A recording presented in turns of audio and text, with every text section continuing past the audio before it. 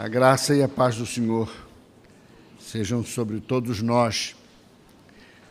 Graças ao Senhor pela oportunidade de estarmos novamente juntos e celebrarmos ao Senhor e num culto tão aquecido, numa atmosfera tão abençoadora para todos nós. Graças a Deus que nenhuma só pessoa saia daqui como chegou, né? Mas saia animada, fortalecida, encorajada. Os tempos são difíceis. Precisamos de encorajamento, mas de um encorajamento que vem de cima. Boa noite, meus irmãos aí da galeria. Tudo bem com vocês? Boa noite. Joia, que bom. Antes da leitura, eu queria dizer, volta e meia alguém está perguntando se a gente já escreveu alguma coisa. Há 10 anos atrás, mais ou menos, eu escrevi um livreto, um pequeno livro, que se chama Êxito ou Sucesso. Nós temos poucos livros desse. Ele é um livro bem apropriado para você dar de presente para uma pessoa não cristã, porque ele não é um livro de linguagem religiosa. É um livro que a pessoa vai sendo evangelizada sem perceber. Então, ele é um bom livro para a gente colocar. Nós temos pouca literatura evangelística, assim, que a gente pode dar. Geralmente, os nossos livros são livros de edificação, são livros escritos para nós. E, às vezes, queremos colocar uma mensagem nas mãos de uma pessoa de fora e temos poucas opções. Então, eu tenho alguns deles, poucos, mas tenho, e no final, depois do nosso culto, eu vou estar lá atrás com alguns deles. Êxito ou sucesso. Confronto entre isso no contexto da palavra de Deus. Mesmo no ambiente da igreja hoje, no ambiente cristão, fala-se muito em sucesso. E muitas vezes um sucesso vendido por preço muito baixo, que não tem relação assim com o que a palavra de Deus chama de uma vida bem-sucedida. Estou vendo meu irmão Tiago ali, uma ovelha preciosa de muitos anos atrás. Está nos visitando hoje? Levanta a mão aí para os meus irmãos te reconhecerem, né? Essa é a minha igreja hoje. Obrigado por estar aqui, Tiago. Palavra de Deus no livro do profeta Isaías, no capítulo 6. Profeta Isaías, capítulo 6. Vamos ler dos versículos 1 ao versículo 8.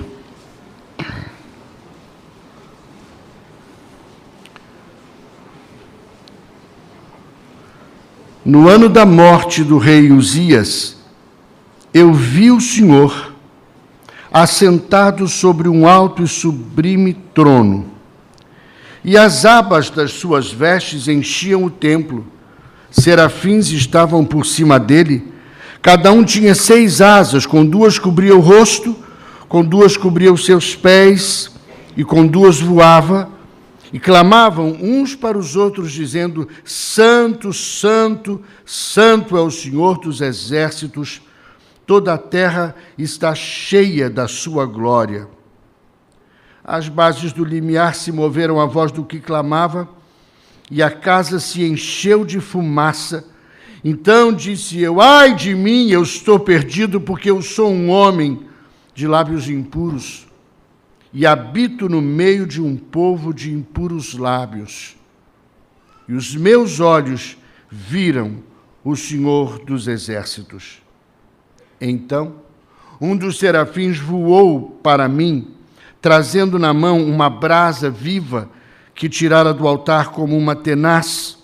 E com a brasa tocou a minha boca e disse: eis que ela tocou os teus lábios, e a tua iniquidade foi tirada, e foi perdoado o teu pecado.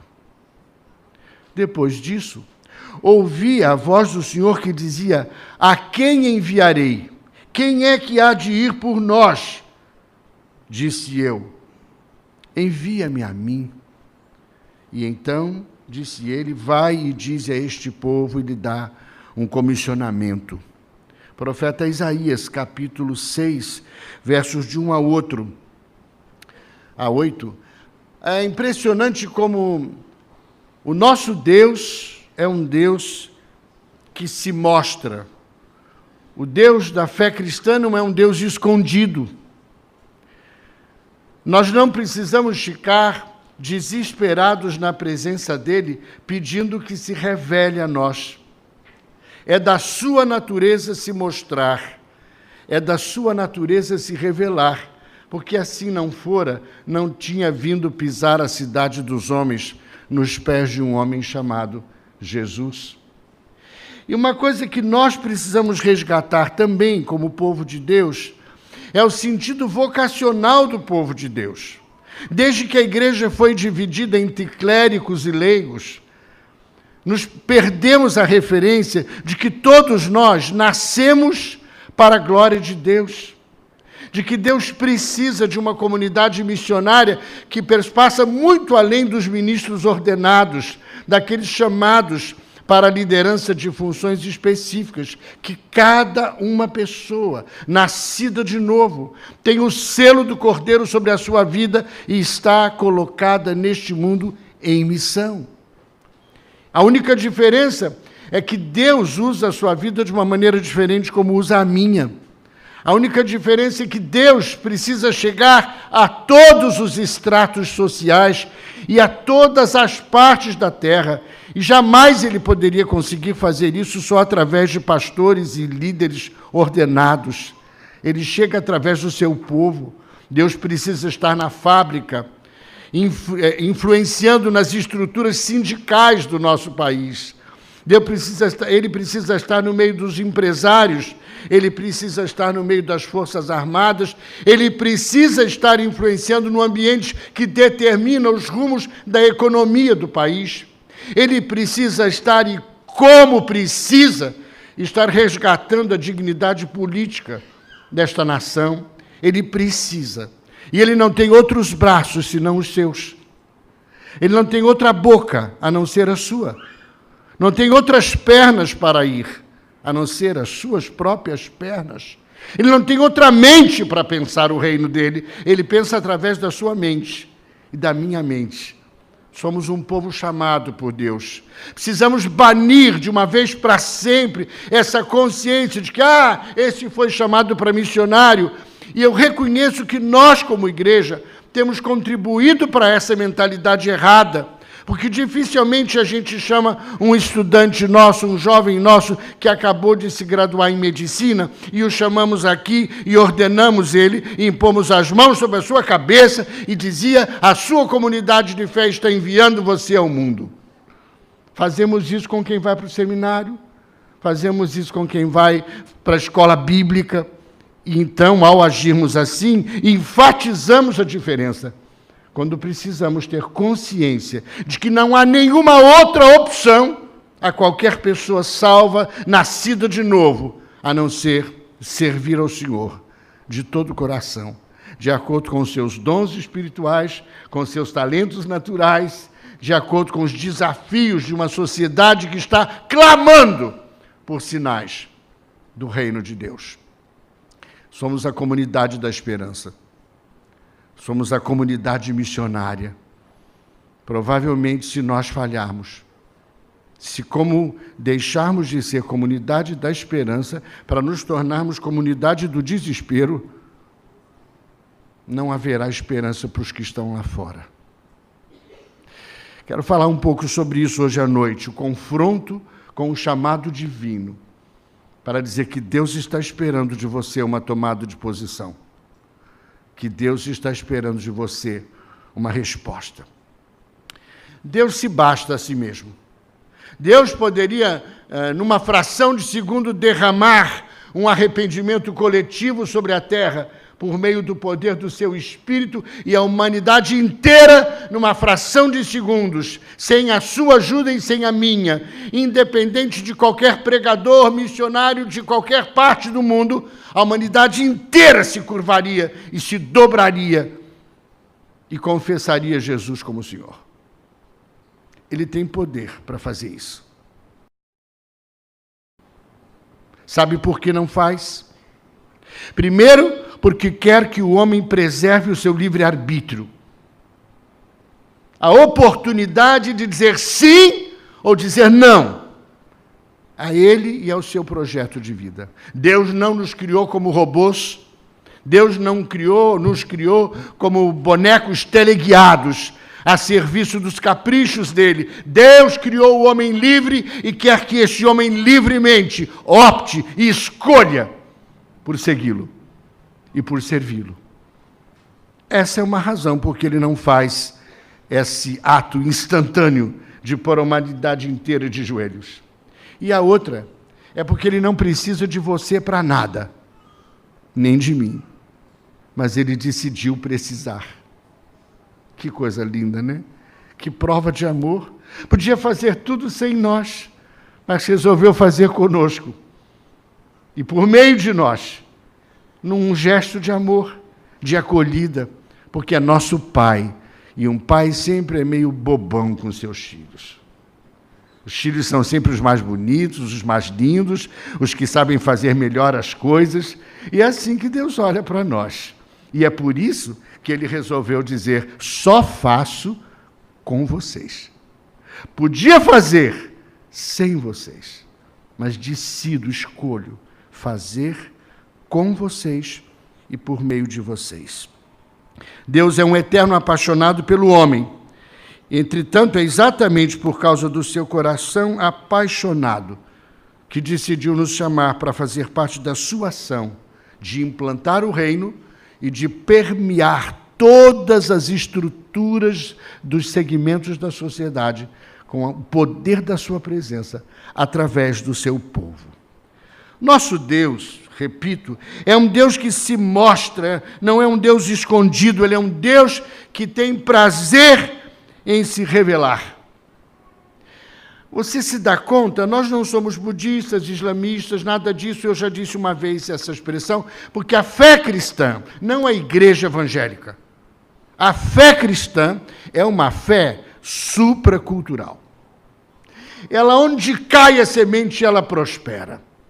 Nunca eu pensaria, por exemplo, que o Brasil se tornaria um país islâmico. Porque o islamismo, o budismo, o confucianismo e todos os outros ismos, eles são infraculturais. Eles florescem num terreno limitado das suas identidades raciais, intelectuais, mas nunca floresceriam em todos os cantos da terra. O nosso Deus é aquele em que lá na selva mais distante, onde o evangelho nunca chegou, um primitivo pega um pedaço de pedra, põe lá em cima e dobra os joelhos e diz, Deus! Se ele não tiver a pedra, olha para a lua e fala, Deus! Olha para as estrelas, Deus! Olha para o sol, Deus!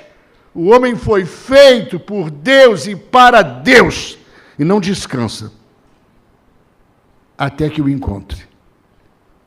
Se não lhe derem o Deus verdadeiro, ele inventa um. Cria um para si mesmo. Mas sem Deus não vive. Não é verdade?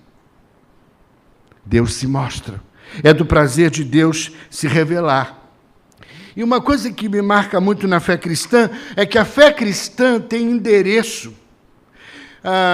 Belém da Judéia não é uma cidade hipotética, eu já estive lá. Israel não é um lugar que se diz que houve na antiguidade. Ele é um país, é um território, ele tem governo, ele tem dimensões socioeconômicas, políticas. Deus tem endereço certo. Ele nasceu de um homem concreto, de uma mulher concreta, numa cultura concreta. E assim também, quando você vê grandes manifestações de Deus, mesmo no Antigo Testamento, ele se refere a pessoas concretas. Aqui está mais uma manifestação concreta. No ano em que o rei Uzias morreu, é um rei da linhagem de Israel, ele está lá. A história fala desse rei.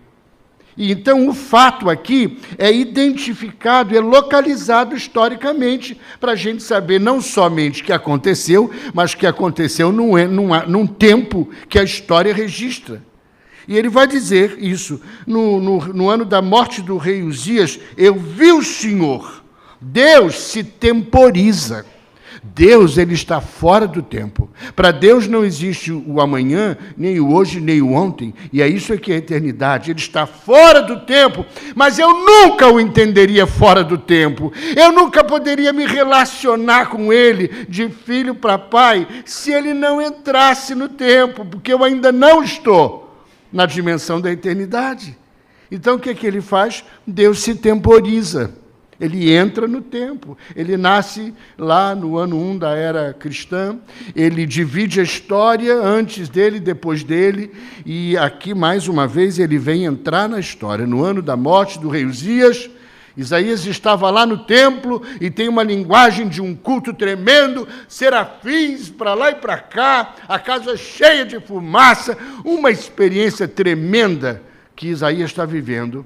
Mas isso acontece dentro da história, numa época que pode ser medida, numa época que pode ser descrita, numa época que pode ser rememorada e pode ser avaliada. O seu Deus não é um Deus do segredo, viu? Para falar uma palavra que está em moda. O seu Deus não é um Deus do segredo, o seu Deus nem é o Deus do oculto. Ele é o Deus do revelado.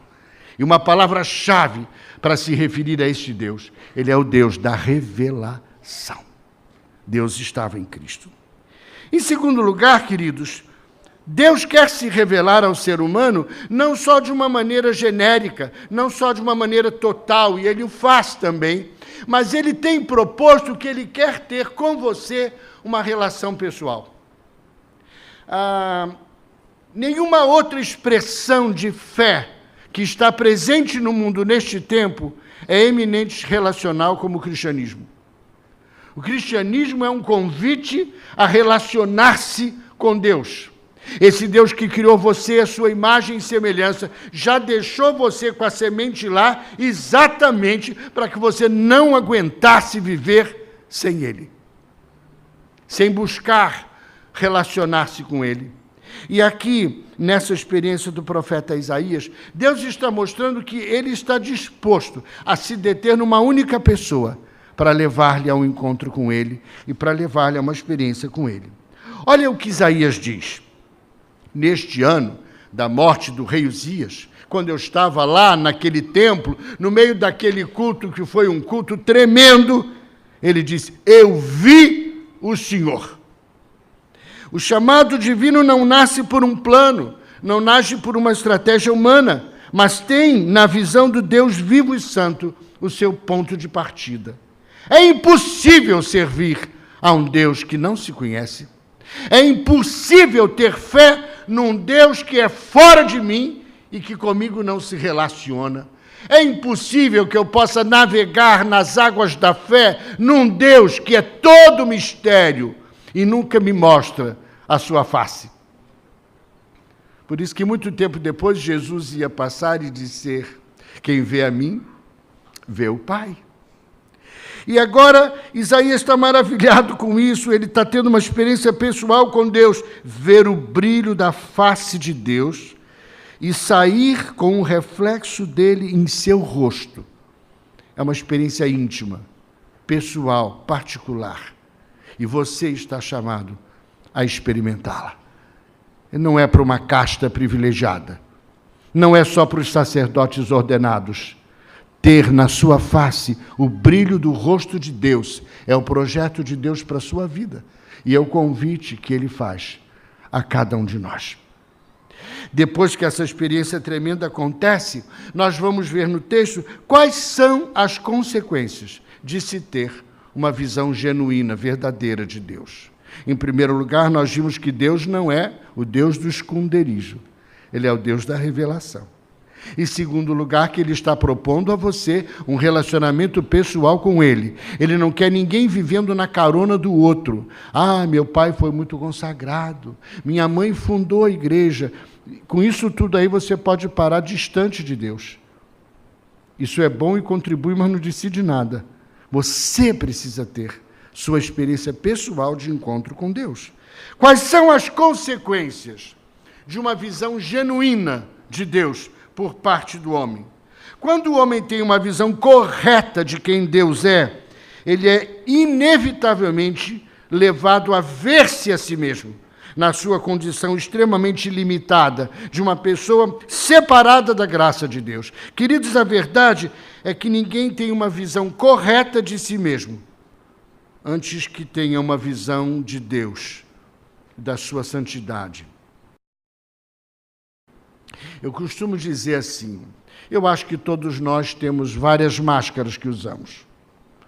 Máscaras comportamentais dentro da sociedade, no contexto da família, e temos máscaras até no contexto da igreja. O homem frequentemente anda maquiado. Mas só há um diante de quem eu consigo ser completamente eu. Só há um diante de quem eu não preciso cuidar, pentear, maquiar, falsear, tentar parecer ser quem não sou, porque Ele me ama incondicionalmente e Ele não está interessado no meu desempenho. O seu foco é em quem eu sou, seu filho querido, amado do seu coração.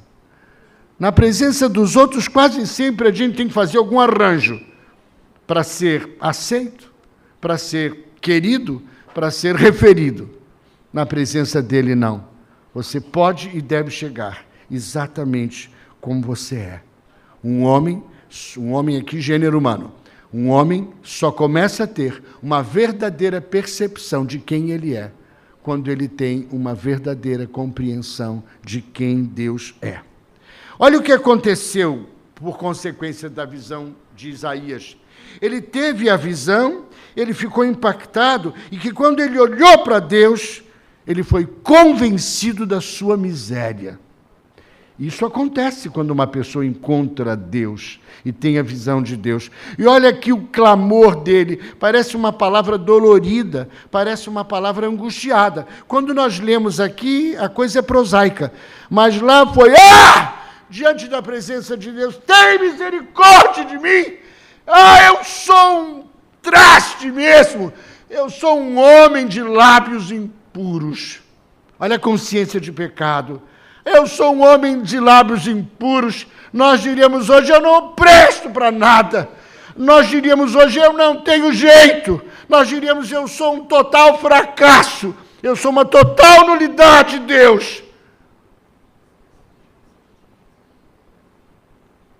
E quando nós temos essa percepção de quem nós somos, acontece um segundo passo. Nós temos uma visão do mundo que nos cerca. É maravilhoso isso.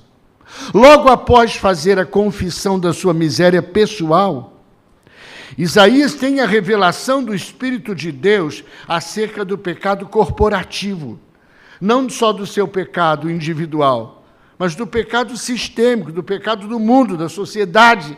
E aí depois de dizer, tem misericórdia de mim, ele vai dizer, eu habito no meio de um povo de impuros lábios. Confessa não só o seu pecado pessoal, mas confessa a maldade nacional do povo a que pertence. Quando se tem uma visão genuína de Deus, primeiro tem-se uma visão da sua própria miséria, e em seguida se tem uma visão do mundo em que vivemos, da sociedade que nos cerca. Ele diz, eu habito no meio de um povo de impuros lábios. Eu sou e vivo no meio de pecadores. A isto, queridos, damos o nome de confissão. Como é que Deus reage a um momento como esse? O homem chegou lá, maravilhado, embasbacado com a manifestação da glória de Deus naquele culto. Era serafim para lá, querubim para lá, todo mundo da corte celestial, fazendo um momento de adoração, santo, santo, santo, é o Senhor. E quando ele vê isso, ele cai com o rosto no chão. Confessa seu pecado, confessa o pecado do mundo em que vive. E qual é a reação de Deus a isso? Olha o coração do papai, como é que reage nisso? Eu não sei como você faz quando o seu filho chega e pede, papai, mamãe, me perdoa, eu sei que eu não devia ter feito aquilo, mas eu estou com medo de te dizer o que eu fiz. Você me perdoa? Dificilmente o coração de um pai e de uma mãe não derrete quando o filho chega realmente arrependido na presença dele. A gente é capaz de dizer, não foi nada não, filho, que isso? E não, perdoa, papai, eu não queria fazer de novo, mas eu fiz. E nós nos derretemos todo. Nosso Pai Celestial, que tem um coração muito mais amoroso do que o seu e que o meu, também estava assim. Quando ele ouviu a confissão de Isaías, a confissão pessoal e a confissão coletiva, o coração do Senhor derretia de emoção. E ele diz para ele assim, a resposta do Deus da graça, a confissão sincera do homem. Um dos seres celestiais, serafim, raramente mencionado na Escritura. Olha que coisa maravilhosa. Ele vai lá no meio do fogo que estava aceso e ele tira uma brasa do braseiro, como uma tenaz. E ele chega com a brasa, vai direto ao encontro de Isaías e toca os lábios dele com aquela brasa. Esta brasa viva, representando o sangue do Cordeiro, toca a boca de Isaías. Deus age segundo aquilo que você confessa. Isaías tinha confessado o quê? Lábios impuros. Por isso, a brasa foi tocar os seus lábios. Você tem purificação na sua vida de acordo com o pecado que você reconhece. Se você endurece o seu coração diante de Deus e não reconhece áreas da sua vida que precisam ser tratadas e restauradas, é muito difícil chegar à purificação. Mas aqui, a confissão dos pecados está relacionada à boca, à palavra. Sou um homem de lábios impuros. E a resposta de Deus, imediata, por meio do ser celestial, do serafim, é tocar os lábios e purificar o pecado dele. Toca a boca de Isaías. Interessante também é que Deus age aqui em duas dimensões. Em primeiro lugar, diz que a injustiça, a iniquidade foi tirada. Isso me lembra o texto de 1 João 1,9, que iria dizer, centenas de anos depois, que se confessarmos os nossos pecados, ele é fiel e justo para nos perdoar os pecados e nos purificar de toda a injustiça. A palavra diz, depois de tocar os seus lábios, a sua iniquidade foi tirada e foi perdoado o seu pecado. Portanto, uma restauração plena, completa. Não só do ato da palavra errada, mas da tendência de falar o que não deve e de pecar com a sua boca. Quantas vezes a gente chega, até mesmo num dia de ceia, a gente chega à presença de Deus e a gente fala assim, perdoa a multidão dos meus pecados. Mas multidão e nenhum é a mesma coisa. Como é difícil para nós dar nome ao nosso pecado, né? Chegar na presença de Deus, Deus, eu tenho uma língua de trapo mesmo. Só o Senhor pode dar jeito nela. A semelhança de Isaías, eu peco com a boca, Senhor. Eu falo o que não devo, eu fofoco, eu minto. Senhor, dá jeito na minha boca, porque nem eu estou aguentando ela mais. Eu tenho medo de cair na minha língua, que ela não poupa ninguém. Não é fácil chegar diante de Deus. Pai, a minha mente é podre. Senhor, graças a Deus que pela sua misericórdia eu não faço tudo que eu penso. Porque tem dias que a minha mente é uma pocilga. Aquele lugar onde ficam os porcos. É fácil fazer isso? É fácil chegar diante de Deus e dizer, Deus, perdoa o meu materialismo, Senhor. Eu nunca paro para reconhecer as bênçãos que o Senhor tem me dado. Eu estou sempre murmurando, ganho pouco, moro mal, não tenho, ninguém me ama, ninguém me quer. E deixa de reconhecer as bênçãos que Deus tem lhe dado. Não é fácil chegar para Deus e dizer, Deus, quebranta o meu orgulho, Deus. Eu sou orgulhoso demais. Eu sou muito presunçoso, Senhor. Dá jeito nisso, porque eu não estou aguentando. Não é fácil. Eu sou vaidoso, eu sou orgulhoso, eu faço acepção de pessoas, Senhor. Eu só me aproximo de quem tem posição. Eu só chego mais perto de amizade dentro da qual eu posso tirar vantagem. Os outros eu passo de largo. Oi, tudo bem? Tudo bom? Tchau. Pecado, para ser purificado pelo Senhor, ele precisa ser confessado na sua extensão. Dê nome ao seu pecado. Não vá para a presença de Deus com essa história de perdoa a multidão dos meus pecados, que isso não resolve o problema da sua vida. A obra está feita, pecado confessado é pecado perdoado. E agora que Deus vai falar, vocês percebem, até agora Deus estava mudo, não falou nada. Mandou o serafim, executou a tarefa, trouxe a brasa, tocou nos lábios, a iniquidade foi tirada, o pecado foi perdoado, mas Deus ainda não falou. Você não foi salvo para você mesmo.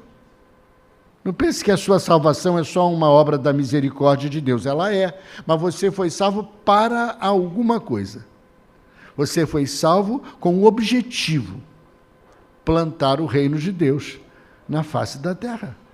É para isso, esse tem que ser o projeto central da sua vida. Projeto central da sua vida não pode ser comprar uma casa. Isso é muito pouco.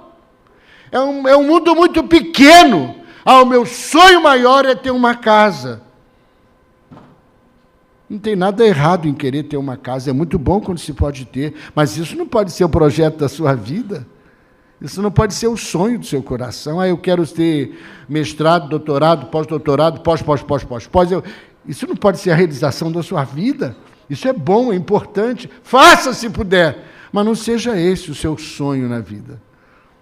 O sonho da minha vida tem que ser que ao chegar de novo na presença de Deus, Ele vai dizer: muito bem, servo bom e fiel, entra no gozo do teu Senhor.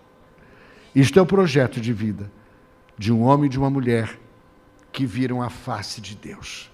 As outras coisas são secundárias. Podem e devem acontecer, mas não podem resumir o sonho da sua vida. O meu sonho é satisfazer o projeto de vida para o qual fui criado, para o qual fui salvo e pelo qual um dia vou estar, para sempre, na presença de Deus. Agora Deus fala. Deus não falou com ele assim: foi bom que você confessou mesmo, que você tem sido um pilantrão, hein? Não. Deus não disse para ele assim: me dá um pouco mais de detalhe de qual é o problema da sua língua, que você falou que peca com a boca. É fofoca, é mentira, é o quê mesmo? Deus não está com um caderno de notas. Deus não é um velho gordo e barbudo, senil, com um caderninho de nota para não esquecer os seus pecados. Ele tem coisa mais importante para fazer do que isso. Mas Ele sabe tudo acerca de você, de quem você é. E agora, Ele não chegou com conversa nenhuma sobre o que tinha acontecido. Ele ignora todo aquele primeiro momento de Isaías e diz: a quem enviarei? Quem é que há de ir por mim?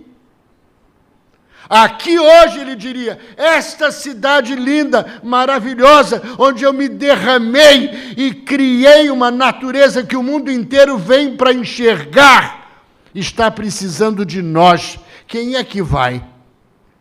Quem é aqui essa noite que vai dizer: Senhor, conta comigo, meus projetos, meus bens, meus sonhos, Senhor, e estabelece-os de modo que esta cidade te conheça. É para ti, Senhor, que eu quero viver.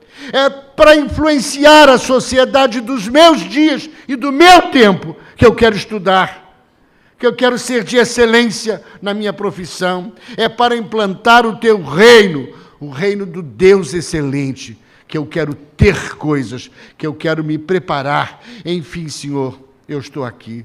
Se tu precisas de alguém, conta comigo. Agora, parece que a gente faz o contrário. Durante o nosso tempo que os pais trazem na escola dominical, está tudo bem, depois a gente vai ficando adolescente, e daqui a pouco é muito legal, a igreja é uma bênção, e a gente, quando o jovem começa a se afastar um pouquinho, mas eu quero servir ao Senhor. Eu vou dedicar minha vida a Deus. Aí daqui a pouco está namorando, agora eu preciso dar uma namoradinha, e a gente acha que Deus precisa ficar fora disso, e não precisa. Namorar com Deus presente é muito melhor, muito mais gostoso. Mas depois agora eu tenho que me preparar para o vestibular.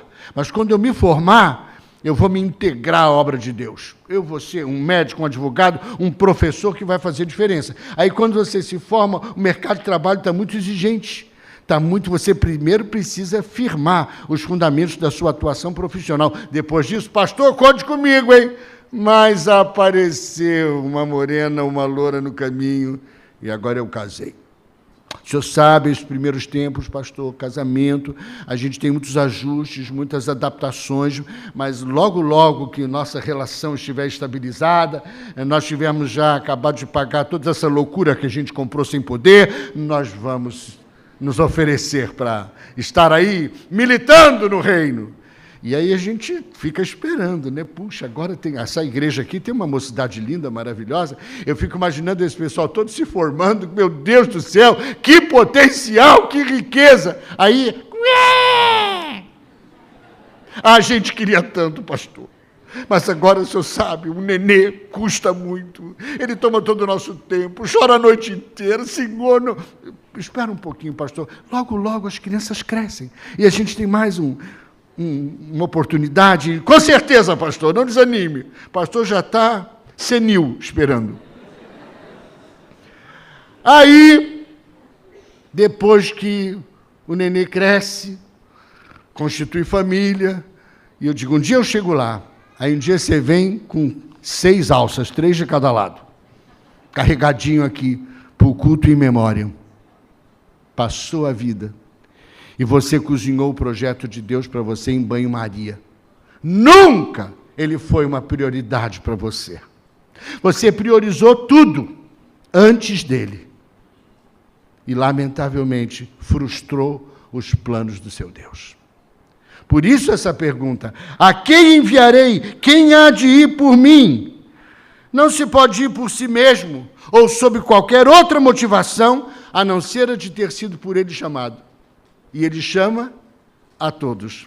Vós, porém, sois raça eleita, sacerdócio real, nação santa, povo de propriedade exclusiva de Deus. Para quê? A fim de proclamardes as virtudes daquele que vos chamou das trevas para a sua maravilhosa luz. Você tem um chamado. Se você, de fato, não está aqui só de corpo presente, se você está aqui com convicção de por que está, você tem um chamado de Deus. Provavelmente você já perdeu muito tempo. Provavelmente alguns aqui têm menos vida pela frente do que já passou. Quando eu tinha 20 anos, eu achava legal o dia que fosse ter 40. Pessoa madura, né? Depois eu não gostei muito da ideia de que quando ia ter 80. Achei meio... Agora eu não posso jamais pensar em 120. Estou chegando na idade que não dá mais para dobrar.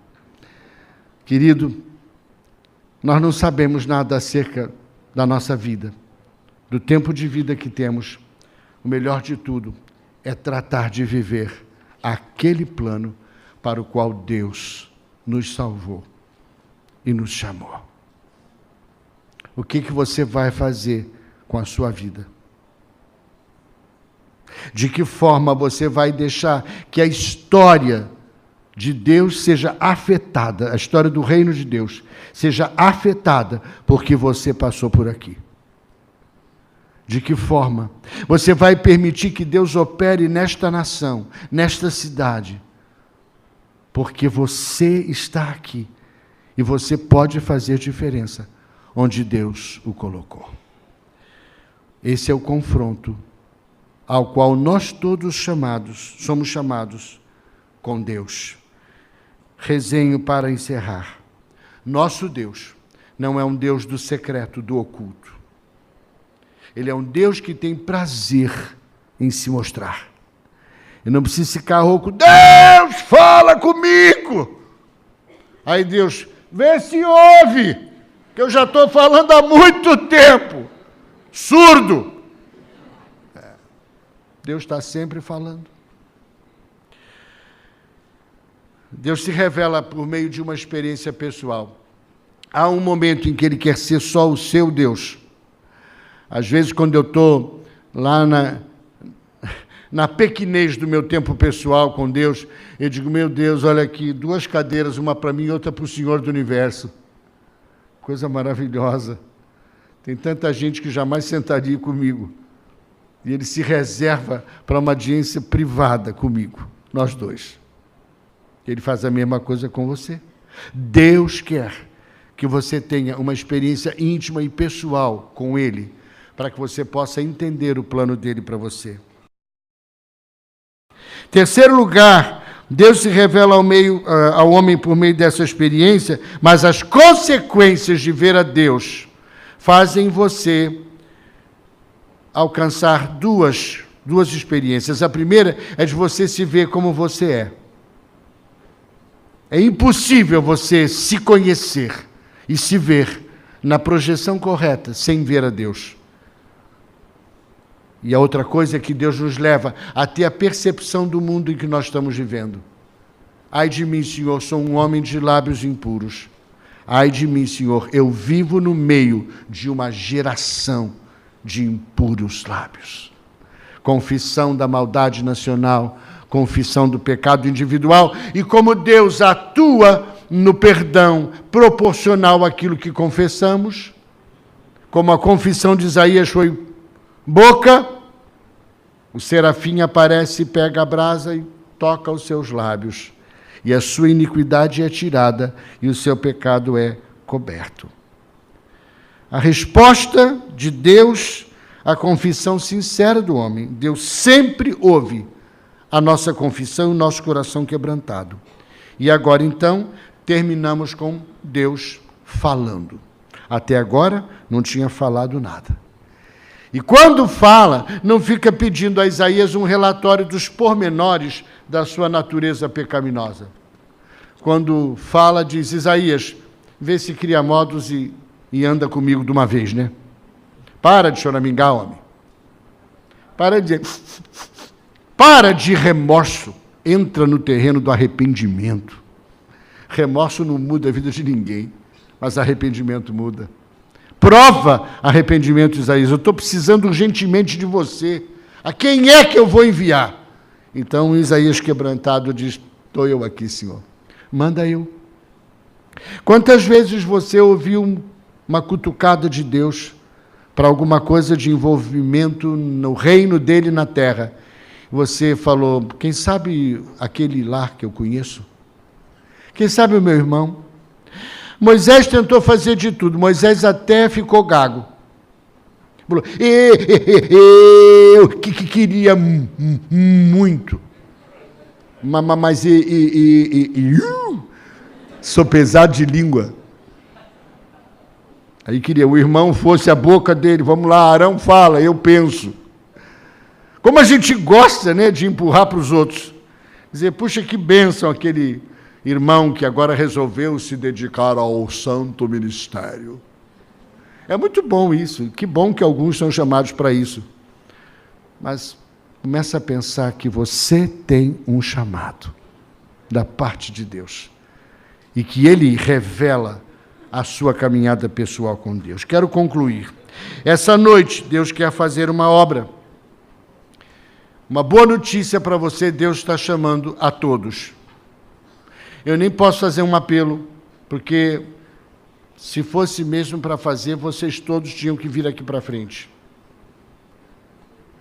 Essa noite Deus quer que se levantem aqui pessoas que recebem em suas faces o brilho do rosto do Deus vivo.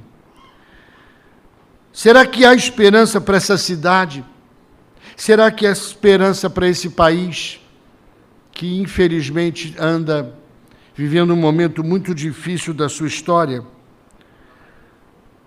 Será que, a partir do seu povo, Deus pode efetivar um mover profético nesta nação, que nos tire da incredulidade, que nos tire do poço da corrupção, que pare de espoliar as nossas riquezas naturais, que traga vida a essa terra machucada? Vocês creem que Deus pode? Mas Ele só pode por meio de mim, por meio de você e por meio de nós. Não basta a gente orar de um modo respeitoso: Senhor, venha o teu reino, seja feita a tua vontade. Enquanto este reino não vier à sua vida, enquanto a vontade de Deus não for feita na sua vida, essa oração não poderá ser concretizada.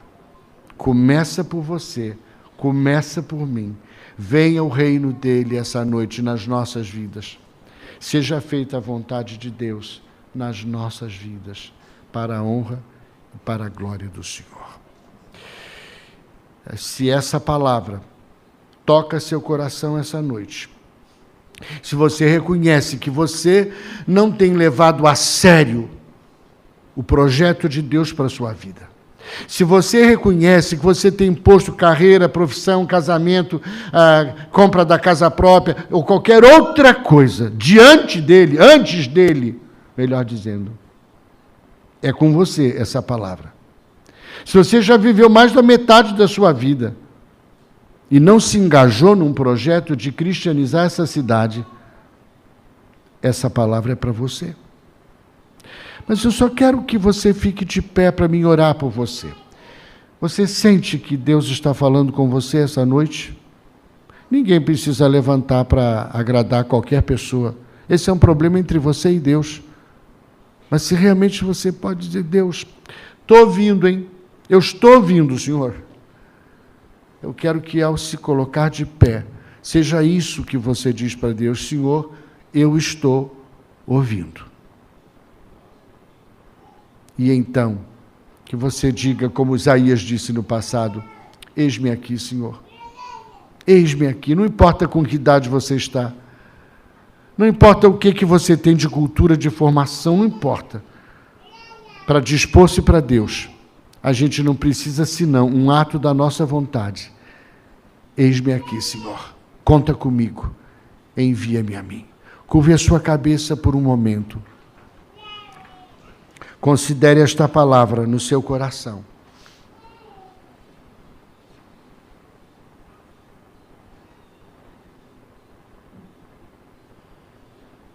Se você pode, de sã consciência, olhando nos olhos do seu Senhor, dizer: esta palavra é para mim, esqueça dos outros. Você pode dizer: isso aí é comigo. Aí então eu quero que vocês lentamente vão se pondo de pé nos seus lugares, para que nós possamos orar pelas suas vidas, para que não haja perca de nenhum único dia mais, mas para que a glória de Deus os alcance, e que Deus não seja um Deus frustrado em relação à sua vida, Ele seja um Deus que se alegra ao ver você perfeitamente enquadrado no sonho dEle. Você não tem que pedir que Deus sonhe os seus sonhos, você tem que aprender a sonhar os sonhos de Deus, aqueles com os quais e pelos quais Ele criou você. Em oração, diga isso ao Senhor. Diga: Senhor, eis-me aqui, envia-me a mim, manda eu, Senhor, conta comigo, Senhor. Fale do seu jeito para Ele.